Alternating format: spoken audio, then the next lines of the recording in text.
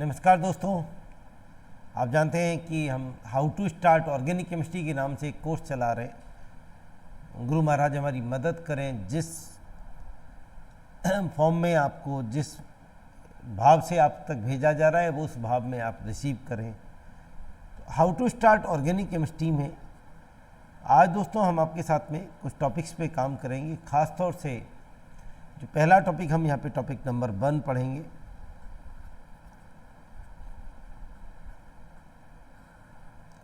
उसमें हम Grignard reagent से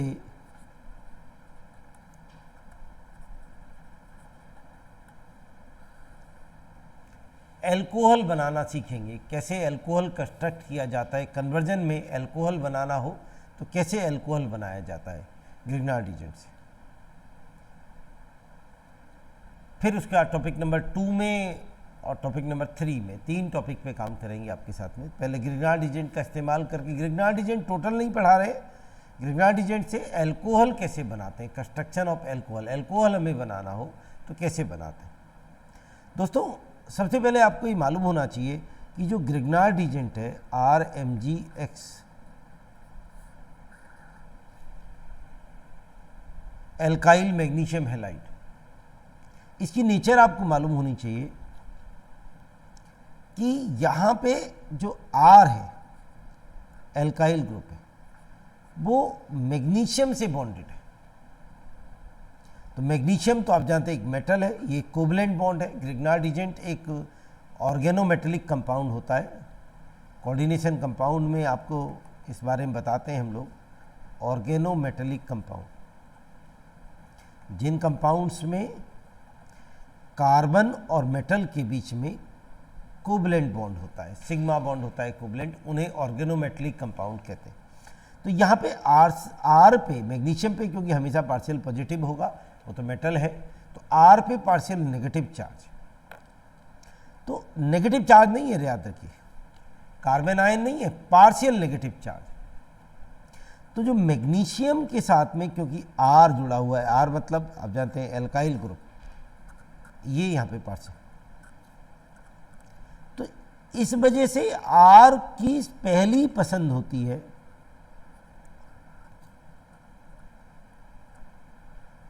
कि उसे कोई H+ मिल जाए।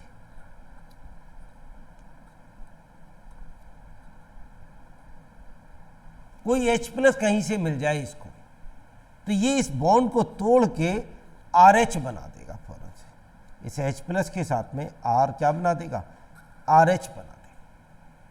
अब ये H+ उसे कहाँ कहाँ से मिल सकता है,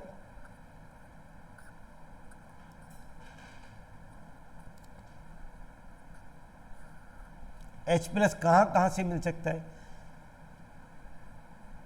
एक तो कोई एसिड ही मिल जाए भाई, फिर तो बल्ले बल्ले, एसिड हो, कोई HCl है, डाइल्यूट HCl है, कोई भी चीज़ एटसेट्रा, कोई भी एसिड हो, कार्बोक्सिलिक एसिड हो एटसेट्रा, कोई भी एसिड हो, फिर तो बल्ले बल्ले, मौज ही मौज, बल्ले बल्ले।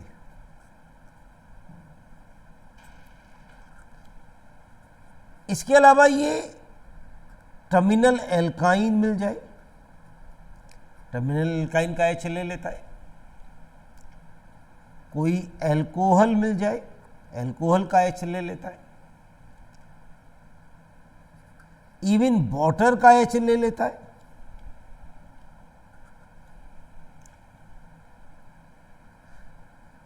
कुछ स्पेसिफिक कंपाउंड, जैसे कभी आपने एक्टिव मिथाइलिन पढ़े हो, ये एक एक्टिव मिथाइलिन होते हैं, यहां से भी H ले लेता है।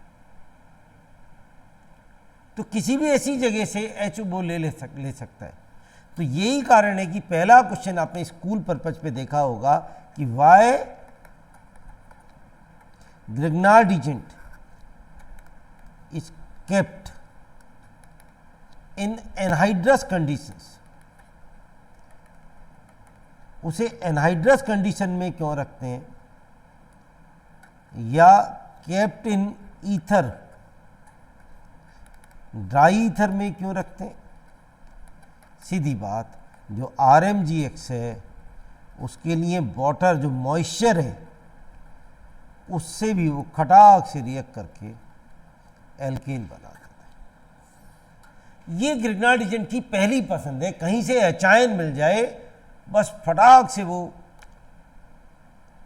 एल्केन बना देता है। ये क्वेश्चन मैंने बहुत बार देखा है कॉम्पिटिटिव एग्जामिनेशन में भी, स्कूल में भी, कि वो आपको क्या करेगा, फिनाइल मैग्नीशियम ब्रोमाइड ले लेगा और इसकी रिएक्शन इथेनॉल से करा और आपसे पूछेगा कि बताइए क्या बनेगा। तो दोस्तों बच्चों को बहुत जो नहीं जानते हैं उनके लिए तो बहुत मुश्किल है कि ये फिनाइल इसका H लेके बेंजीन बना दे। दूसरा पार्ट जो होगा उसको तो वैसे साइड प्रोडक्ट मानते हैं MgBr और ये OC2H5 उसके साथ लगा देगा। जो मेन प्रोडक्ट जो हमारा ऑर्गेनिक प्रोडक्ट यहाँ से जो बना वो बेंजीन बना। तो बच्चे को लगता है कि शायद OC2H5 आ जाएगा, नहीं, क्योंकि ग्रिग्नार्ड एजेंट की पहली पसंद H होती है और ये H उसे कहाँ से मिल सकता है वो अभी हमने यहाँ पे लिस्ट बनाई जो H दे सकते हैं, और भी होते हैं जो H दे सकते हैं, लेकिन ये तो खास तौर से। तो ग्रिग्नार्ड एजेंट को पढ़ते समय सबसे पहले दिमाग में आपके ये बात होनी चाहिए, फिर उसके बाद ग्रिग्नार्ड एजेंट से आगे कहीं बढ़ते हैं। अब अगर ग्रिग्नार्ड एजेंट को H ना मिले, किसी वजह से उसे H नहीं मिला बेचारे को, जैसे आप किसी पार्टी में गए और उस पार्टी में जाने के बाद में आपको क्या हुआ, आपकी पसंद तो थी वहाँ पे कि साहब मुझे तो पार्टी में पाव भाजी खानी है, लेकिन पाव भाजी नहीं मिली तो कुछ और मिल गया, अब आपने कहा चल डोसे से काम चलाते।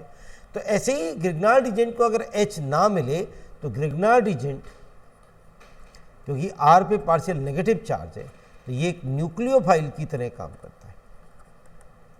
It behave like a nucleophile.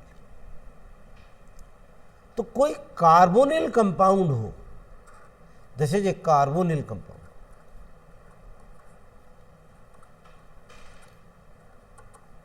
Carbonyl compound में दो मेन, एक आपके एल्डिहाइड और एक आपके कीटोन। हम लोग एल्डिहाइड कीटोन को ही कार्बोनिल मानते हैं, कार्बोक्सिलिक एसिड के डेरिवेटिव को हम लोग कार्बोक्सिल मानते हैं। तो ये कोई कंपाउंड हो और इनका प्यार होता है, भरपूर प्यार होता है इनका टुवार्ड्स न्यूक्लियोफाइल, ये तो न्यूक्लियोफाइल को बहुत पसंद करते हैं। तो अगर मैं एक एल्डिहाइड ले लूं, अभी मैंने इधर साइड में कुछ नहीं लगाया, वो आप समझ सकते हैं, और इस पर ग्रिग्नार्ड एजेंट डाल तो R फटाक से यहां अटैक मारेगा, क्योंकि हम तो न्यूक्लियोफाइल ये R पे माइनस पार्शियल नेगेटिव होता है और इस कार्बन पे मार के O पे नेगेटिव आ जाएगा फटाक से। तो ये आपके पास में C R आप यहां जोड़ दीजिए, चाहे वो एल्डिहाइड है चाहे वो कीटोन है, कोई सा भी है, या इन दोनों में से कोई सा भी ले सकते हैं, मैंने एल्डिहाइड ले लिया है वैसे तो, और O पे माइनस आया तो MgX उसके साथ जोड़ दीजिए और अब आप इसकी हाइड्रोलाइसिस कर दीजिए। तो उससे क्या होगा, ये OH हो जाएगा, ये हटके यहां पे H आ जाएगा। दोस्तों आपका एल्कोहल तैयार हो गया है, ये साइड प्रोडक्ट है MgXOH। और अगर ये कीटोन होता तो टर्सरी अल्कोहल बन जाता। अब ध्यान से देखिए, समझिए बात को, कि अगर मेरे पास फॉर्मेल्डिहाइड है और इस पे मैं ग्रिग्नार्ड एजेंट डाल दूं, लेट C2H5 MgBr डाल दूं, फॉलोड बाई हाइड्रोलाइसिस, तो आपको क्या करना है दोस्तों, मैं छोड़ रहा हूं थोड़ा समय आपके लिए, सोचिए क्या करना है। आपने कहा मित्तल सर कुछ भी नहीं करना, बहुत आसान, HCH, यहां पे ये वाला C2H5 लगा देना जो ग्रिग्नार्ड एजेंट के साथ, और इस O को OH बना दीजिए। साइड प्रोडक्ट की जरूरत नहीं है, फिर भी आप बनाना चाहें, लीजिए साहब, ये आपका 1 प्रोपेनॉल तैयार। अगर मैं ऐसे लिख दूं, ये आपका फॉर्मेल्डिहाइड।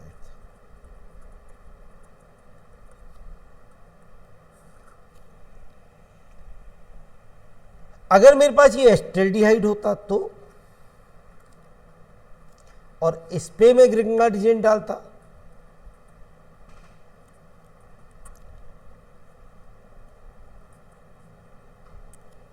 आपने कहा तो उसमें कौन सी बड़ी बात है, ये CH3, ये C, ये हो गया OH, ये H और ये C2H5 यहाँ अटैच कर दिया।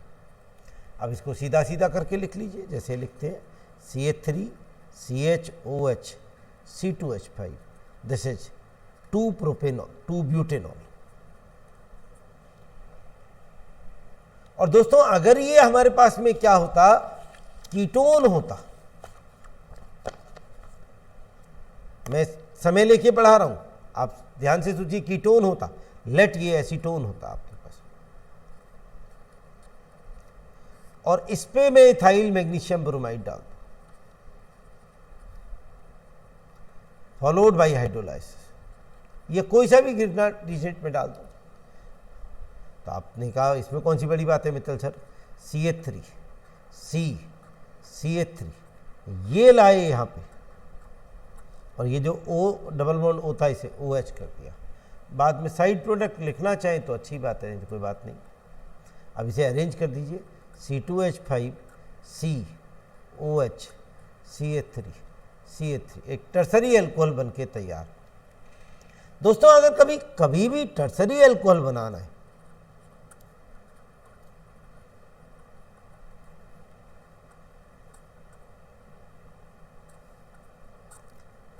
तो only and only Grignard agent की तरफ समझिए। अब देखिए मेरे पास में एक अल्कोहल है, let it is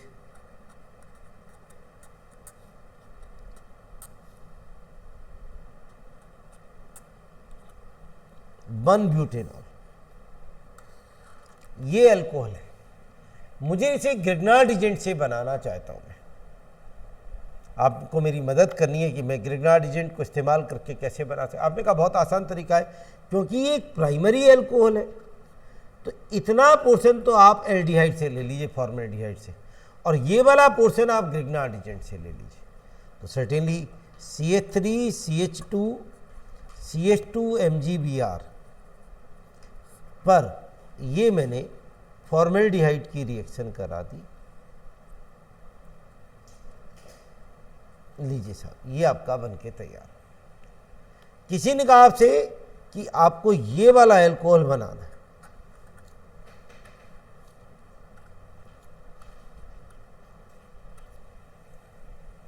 this is 1 phenyl ethanol, ये अल्कोहल आपको बनाना है। तो आपने कहा सर इसमें 2 मेथड बन सकते हैं, क्योंकि एक सेकेंडरी अल्कोहल है ये, तो या तो मैं इतना कंपाउंड एल्डिहाइड में ले लूं और ये ग्रिग्नार्ड एजेंट में ले लूं, या फिर इतना कंपाउंड एल्डिहाइड में ले लूं और ये ग्रिग्नार्ड एजेंट में ले लूं। देखें कैसे, इतना मैं एल्डिहाइड ले लूं तो बेंजीन के ऊपर दिस इज द आपका बेंजल्डिहाइड, आप समझते हैं ना, बेंजल्डिहाइड को मैं ऐसे लिख दूं, अभी आपने ऐसे लिखा था, और इस पे अगर मैं CH3 MgBr डाल दूं फॉलोड बाई हाइड्रोलाइसिस, यहां पे CH3 आके जुड़ गया, देखिए ये CH3 आ गया, ये OH CHOH बन गया साहब। दूसरा तरीका क्या है कि मैं ये वाला एल्डिहाइड ले लूं यहां से यहां तक, बिल्कुल आसान, और इस पे क्या चाहिए, ये चाहिए, ये वाला ग्रिग्नार्ड एजेंट लो। आपने कहा बेंजीन का ग्रिग्नार्ड एजेंट ले लेते हैं, बिल्कुल ले लेते हैं, phenyl magnesium bromide followed by hydrolysis.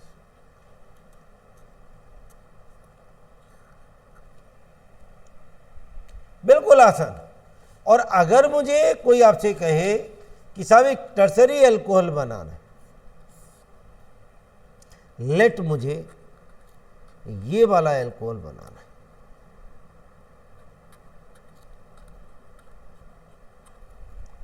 तो मेरे पास 2 मेथड है, एक ये वाला कीटोन ले लूं और उस पर ये वाला ग्रिग्नार्ड एजेंट मार दो, बेंजीन को पीएच भी लिख देते हैं, phenyl magnesium bromide followed by hydrolysis, या फिर मैं ये वाला कीटोन ले लूं दिस इज कॉल्ड एसिटोफिनॉल,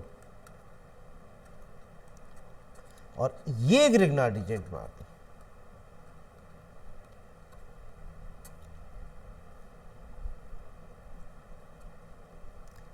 अब the ball is in your court. क्या आप जो आपको अल्कोहल कभी बनाना है, बहुत सारे अल्कोहल लिखिए और खुद से बनाने की कोशिश करिए।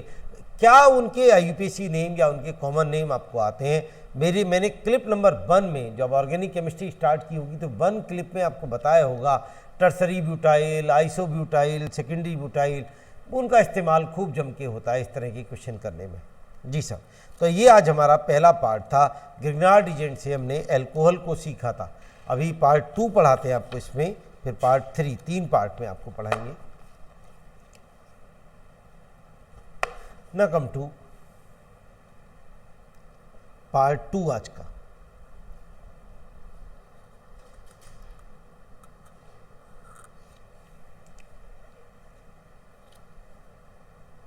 अगर कभी हमें ईथर बनाने हो, प्रिपरेशन ऑफ ईथर,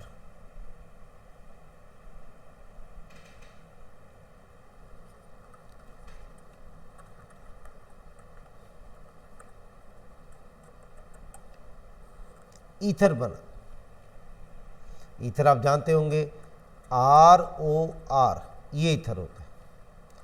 दोनों तरफ CH3 लगा दूं, डाई मिथाइल ईथर या methoxy methane, methoxy ethane. Benzene के ऊपर OCH3 लगा देते हैं, बहुत पूछा जाता है। This is commonly called as anisole, methoxy benzene भी कह सकते हैं। बेंजीन के ऊपर OC2H5 लगा दूं, this is commonly called as phenetole. तो जब हम ईथर बनाते हैं, प्रिपरेशन ऑफ ईथर, तो इसमें सबसे फेमस रिएक्शन होती है, दिस इज विलियमसन्स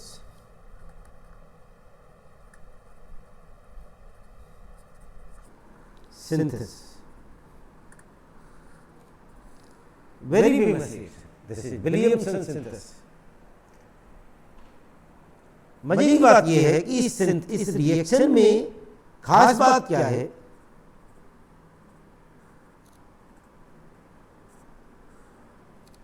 क्या खास बात है इस रिएक्शन में कि कोई कैटलिस्ट नहीं है, डायरेक्ट रिएक्शन होती है।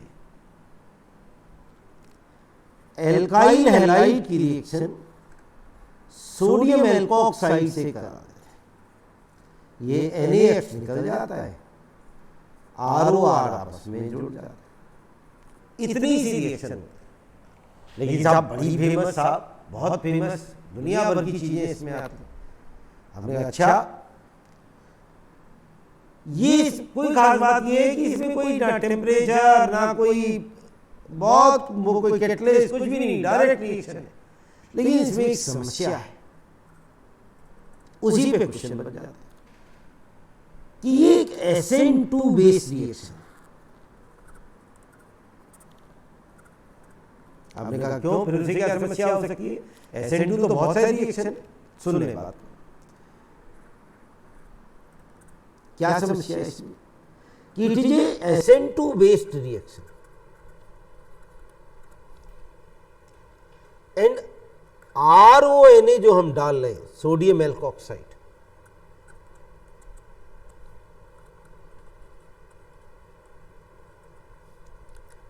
Is a base. ये एक बेस होता है। तो एक बार एक क्लास लगाई थी, आपको बताया था अगर हम एल्काइल हैलाइड की रिएक्शन बेस से करा दें, स्ट्रॉन्ग बेस से, तो एल्कीन बनता है। तो इफ RX, अगर जो RX है एल्काइल हैलाइड है, is tertiary,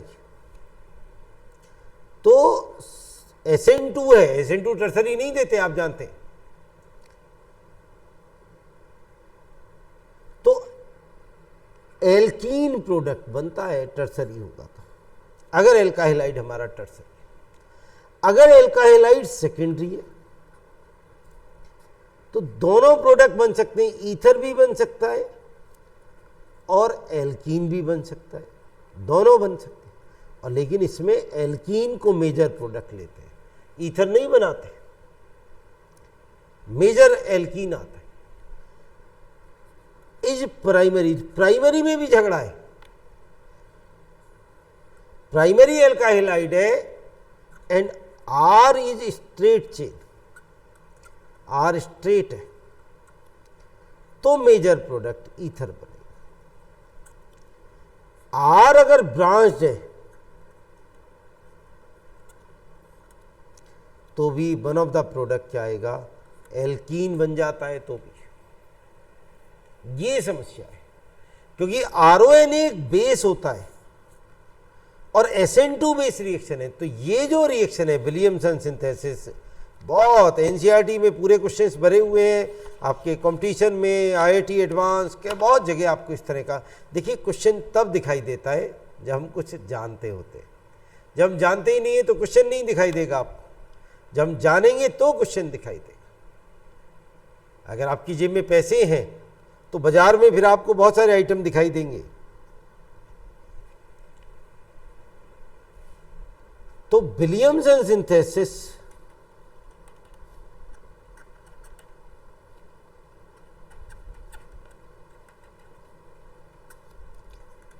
can not be use. एक तो एराइल हैलाइड, तो आप जानते हैं एसएन रिएक्शन ही नहीं देते। एराइल हैलाइड जो होते हैं, क्लोरोबेंजीन, ब्रोमोबेंजीन, आइडोबेंजीन, इनमें तो आप इस्तेमाल ही नहीं करिए। विनाइल भी नहीं देंगे, विनाइल हैलाइड भी नहीं देते, टर्सरी नहीं देते। आपने कहा फिर देते कौन है मित्तल सर, अभी तो बात की थी ये बात। सेकेंडरी में भी दो प्रोडक्ट थे, ईथर और एल्कीन, और एल्कीन मेजर प्रोडक्ट था, इसलिए प्राइमरी और अनब्रांच्ड एल्काइल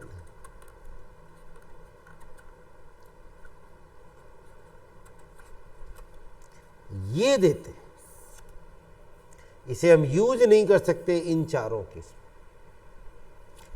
अब दोस्तों अगर हमें ये ईथर बनाना, इधर भी प्राइमरी इधर भी, दोनों एक से, तो हमने इसका ले लिया हैलाइड, एल्काइल हैलाइड ले लो, चाहे ब्रोमाइड ले लो, क्लोराइड ले लो, कुछ भी। इसका ले लिया हमने सोडियम एल्कोक्साइड, ईथर बनके तैयार।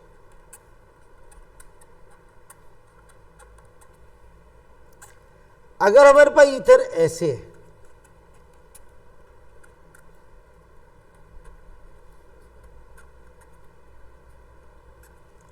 यही आएगा आपको एग्जामिनेशन में, this is ethyl tertiary butyl ether.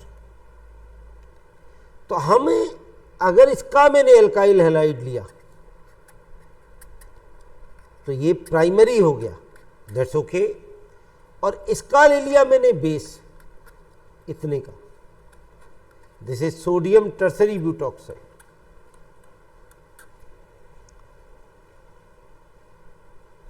तो मेरे पास में ये वाला ईथर बन गया, ये NaBr निकल गया। और अगर मैंने गलती से इसका ले लिया एल्काइल हैलाइड, पूछेगा वो आपसे,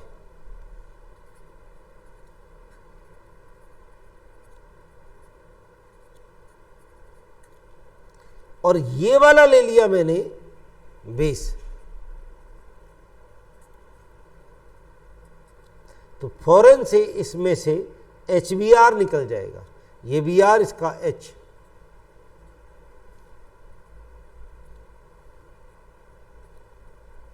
ये प्रोडक्ट एल्कीन आ जाएगा। ये विलियमसन में खास बात है। तो जब भी आपसे विलियमसन, आपसे अगर एराइल ईथर बनवा ले, आपसे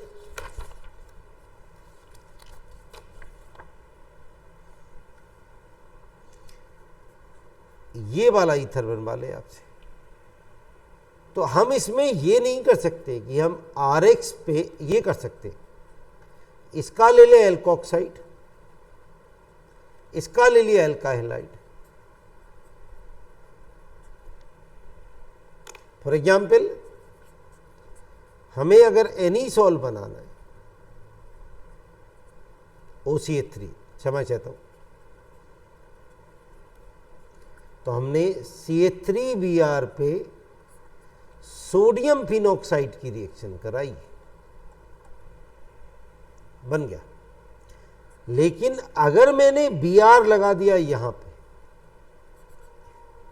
और इस पे सोडियम मिथॉक्साइड की रिएक्शन कराई, तो यहां तो एल्कीन भी नहीं बन सकता, नो रिएक्शन, क्योंकि इसके एल्कीन नहीं बनाता।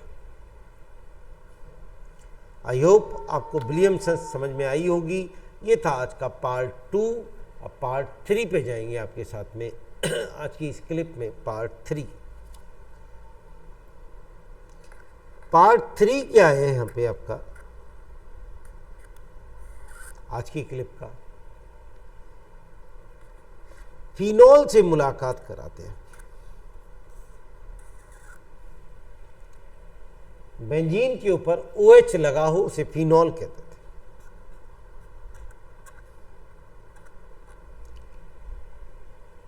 दोस्तों, फिनॉल का एक नाम कार्बोलिक एसिड भी होता है।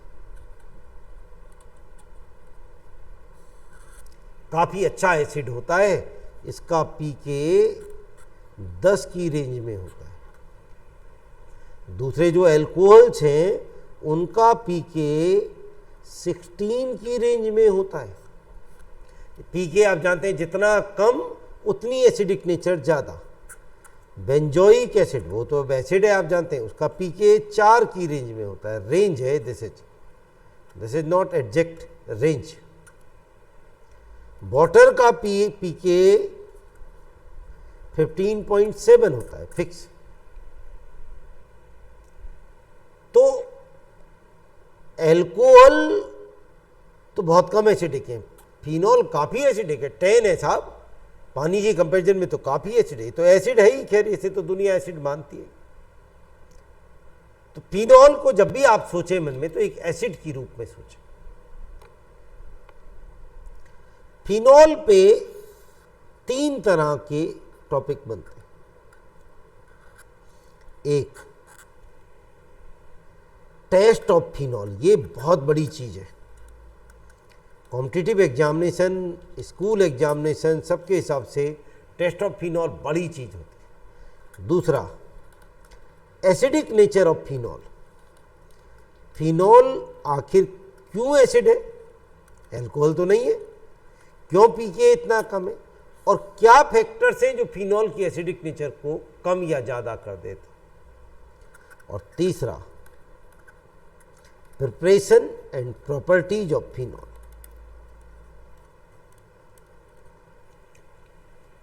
तीन इसमें पार्ट। तो हम इसके पार्ट 1 पे आज काम कर रहे हैं आपके साथ में, बहुत इंपॉर्टेंट, जैसे टेस्ट ऑफ फिनॉल, फिनॉल का टेस्ट कैसे।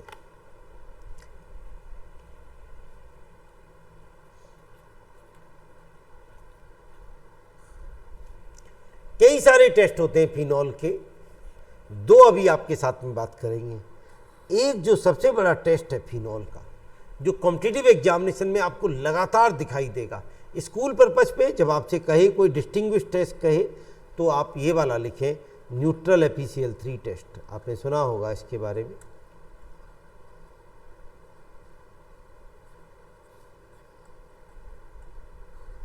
Neutral FeCl3 test.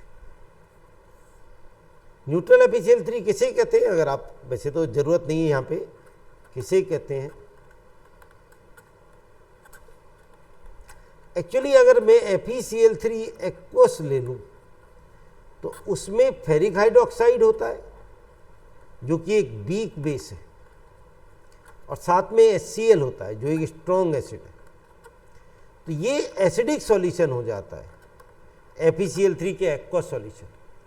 इसीलिए जब न्यूट्रल FeCl3 बनाते हैं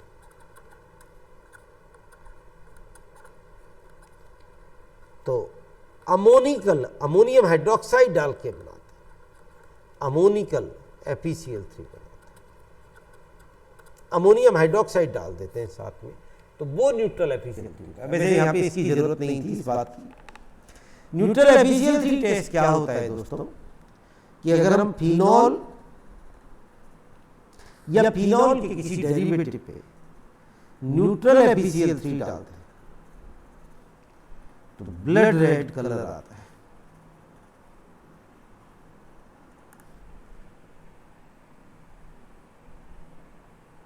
बल्कि वायलेट कलर आता है। आइए very sorry, violet colour complex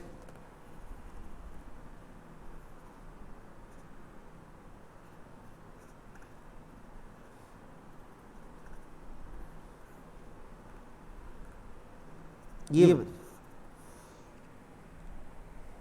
phenoxide 6 iron, ये कॉम्प्लेक्स बनता है, इसका वायलेट कलर होता है। फिनॉल और फिनॉल का कोई डेरिवेटिव न्यूट्रल FeCl3 के साथ में वायलेट कलर का, पर्पल कलर का कॉम्प्लेक्स बनाता है। ये आप स्कूल पर्पज पे इस्तेमाल कर सकते हैं डिस्टिंग्विश टेस्ट में। आप समझते होंगे डिस्टिंग्विश टेस्ट का क्या मतलब होता है। आपसे कभी भी कोई फिनॉल की या फिनॉल के किसी कंपाउंड का किसी दूसरे कंपाउंड से डिस्टिंग्विश कराए, जैसे आपसे पूछ लेता है, वो कह देता है हाउ विल यू डिस्टिंग्विश, पहले भी आपसे बात करी थी।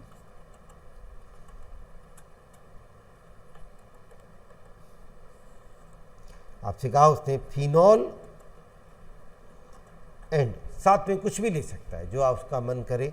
लेट उसने इथाइल अल्कोहल ले लिया, तो आपने 2 कॉलम बनाने होते हैं, एक में लिखना है फिनॉल और जिसका टेस्ट करने जा रहे हैं वो आप पहले कॉलम में लिख दीजिए। बहुत सारे मेथड हैं जिससे हम टेस्ट डिस्टिंग्विश कर सकते हैं। कुछ बच्चे सोच रहे होते हैं क्या हम इसे ल्यूकास रीजेंट से कर सकते हैं। नो, ल्यूकास से कैसे करेंगे साहब? ल्यूकास से तब करते हैं जब दोनों एल्कोहल हो, एक प्राइमरी एक सेकेंडरी, ऐसे हो।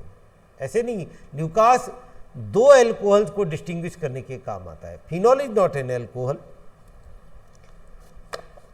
हाँ, यहाँ पे आप ऐसा कोई टेस्ट ले सकते थे जो एल्कोहल देता है, फिनॉल नहीं देता। जैसे आप आइडोफॉर्म टेस्ट ले सकते थे यहाँ पे जी। तो फिनॉल का टेस्ट यहाँ पे डाल दिया हमने, जैसे न्यूट्रल FeCl3 टेस्ट। अब यहाँ पे लिख दिया फिनॉल, प्रॉपरली लिखता है एक अच्छा बच्चा। Phenol give violet coloured complex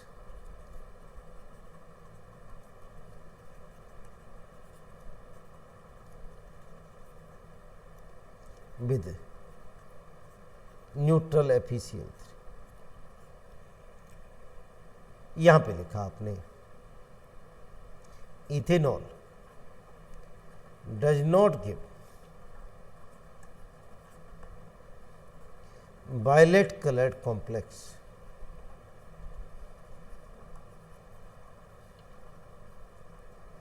with neutral FeCl3। आसान सी बात थी, इसमें कोई बड़ी बात नहीं। बात आती है वहाँ पे जो मेन चीज़ आज पढ़ाना चाह रहे थे वो क्या है यहाँ पे कि साहब फिनॉल का जो एक मेन टेस्ट है, मेन बात है फिनॉल। कॉम्पिटिटिव एग्जामिनेशन में खूब क्वेश्चन मिलेगा आपको, आजकल जेईई मेंस में, नीट में, इस तरह की खूब मिलेगा। फिनॉल एक एसिड है, आप जानते हैं एसिड होता है, पीके उसका 10 के आसपास होता है। तो सॉल्युबल होता है ये NaOH। NaOH में तो सॉल्युबल होगा ही साहब, हर एसिड सॉल्युबल होता है NaOH में, क्योंकि सोडियम फिनॉक्साइड बना देगा। ये दुनिया में जितने भी एसिड होते हैं, एसिड जो होते हैं, चाहे हम HCl ले लें, H2SO4 ले लें, एटसेट्रा, कोई ऐसा स्ट्रॉन्ग एसिड ले लें, कि जितने भी कार्बोक्सिलिक एसिड हैं उन्हें ले लें, बेंजोइक एसिड ले लें, सल्फोनिक एसिड बहुत स्ट्रॉन्ग होते हैं। जितने भी एसिड होते हैं इनका एक टेस्ट होता है कि ये सोडियम बाइकार्बोनेट के फ्रेशली प्रिपेयर्ड सॉल्यूशन, साथ के साथ बनाया हुआ सॉल्यूशन होता है सोडियम बाइकार्बोनेट, उसमें से CO2 निकाल देते हैं, CO2 की एफरवेसेंस देते हैं। एफरवेसेंस ऑफ चीज, एफरवेसेंस जानते हैं ना, जैसे आप बाजार में से कोई कोल्ड ड्रिंक की, आपने सॉफ्ट ड्रिंक जो होती है, पेप्सी या फिर कोई सोडा वाटर की बोतल, ऐसी कोई बोतल आपने ली और जो भी आपने ये ले कोल्ड ड्रिंक की एक बोतल और इसमें कोल्ड ड्रिंक भरा हुआ है, ऊपर से आपने इसके अंदर कोई सॉल्ट डाल दिया, नमक डाल दिया, तो आपने देखा वो लगातार इसमें से बुलबुले निकलने लगते हैं। This is called as effervescence. तो जैसे ही आप किसी एसिड में सोडियम बाइकार्बोनेट डालते हैं, फौरन से CO2 की एफरवेसेंस निकलनी शुरू हो जाती है। अब फिनॉल ने कहा भाई मैं भी एक एसिड हूं, मेरा ही pK 10 है, मेरा नाम भी कार्बोलिक एसिड है। तो जब फिनॉल पे ये काम किया गया, सोडियम बाइकार्बोनेट डाला गया फ्रेशली प्रिपेयर्ड, तो उसने एफरवेसेंस नहीं दी, नो रिएक्शन, नो एफरवेसेंस। ये एक बड़ी बात हो गई, सारे एसिड ये काम करते हैं।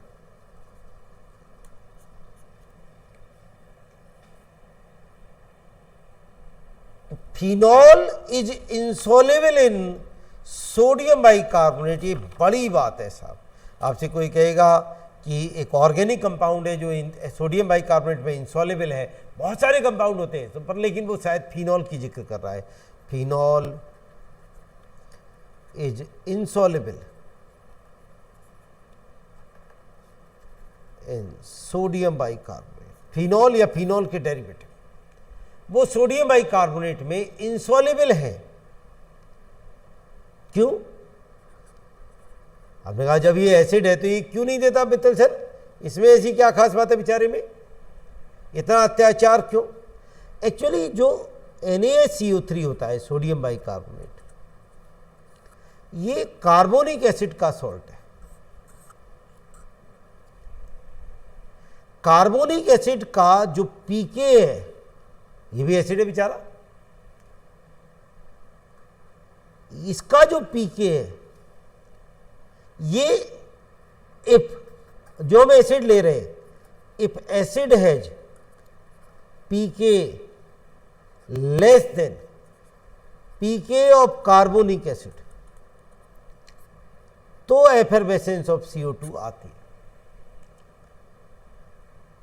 इफ एसिड हैज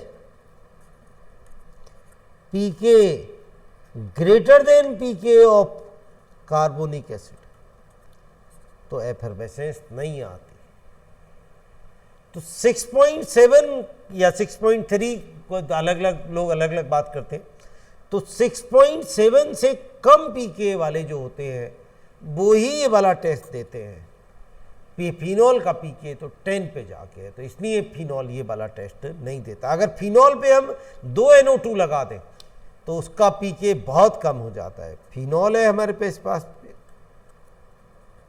और इस पे मैं 2 NO2 लगा दूं, अब इसका pK 3 के आसपास हो गया, अब ये CO2 देगा सोडियम बाइकार्बोनेट के साथ। तो फिनॉल सोडियम बाइकार्बोनेट टेस्ट नहीं देता, ये बहुत बड़ा टॉपिक होता है। मैं उम्मीद करता हूं दोस्तों आपको ये क्लिप पसंद आई होगी। अपना प्यार ऐसे ही बना के रखिए। जरूर याद रखिए कि आप कॉपी पेन लेके लिख के देखें, इसको रोक के समझें, लिख के देखें। आगे जल्दी आपसे मुलाकात करेंगे। बीच में कई बार समय लग जाता है, किसी और प्रोजेक्ट में बिजी होते हैं, पर आप चिंता ना करें, it's a very long time, अभी बहुत लंबा समय है। थैंक यू दोस्तों, थैंक यू वेरी मच।